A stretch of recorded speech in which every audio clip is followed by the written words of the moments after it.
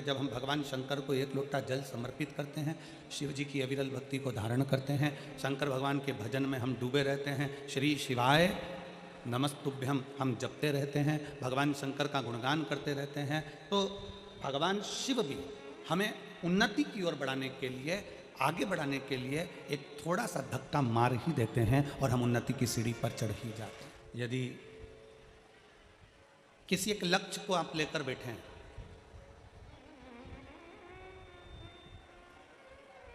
बाबा हमारा ये काम कर देना, बाबा हमारा ये कार्य पूर्ण कर देना, बाबा हमारा ये कार्य पूर्ण कर दीजिए,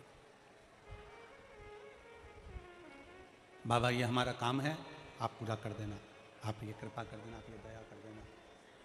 आप ये करुणा कर देना। शिव महापुराण की कथा कहती है, अगर आपका वो कार्य नहीं हुआ, मान लो तुमने मेहनत भी करी, सब कुछ करा, खूब मेहनत कर कर तुम आगे भी बढ़ गए, सब कुछ हो गया और तुम्हारा वो कार्य जो तुमने सोचा था वो नहीं हुआ,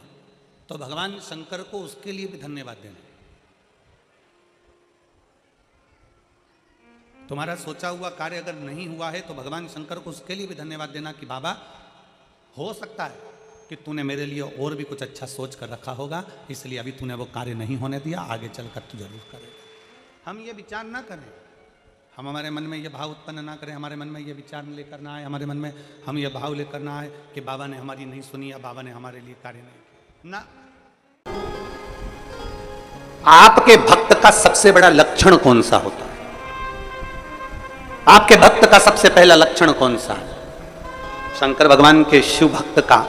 शिव की उपासना करने वाले का, शंकर की आराधना करने वाले का, शिव की स्तुति करने वाले का, शंकर के गुणगान करने वाले का, शंकर को एक लोटा जल चढ़ाने वाले का, शंकर को बेलपत्र चढ़ाने वाले का, शंकर का स्तुति में डूबने वाले का, शंकर की कथा में रमने वाले का, शिव स्तुति में डूबने वाले का, शंकर के शिवालय के दर्शन करने वाले का सबसे श्रेष्ठ लक्षण कौन सा है? सबसे श्रेष्ठ लक्षण कौन सा है? भगवान शंकर ने कहा, पार्वती मेरे भक्त का सर्वश्रेष्ठ लक्षण है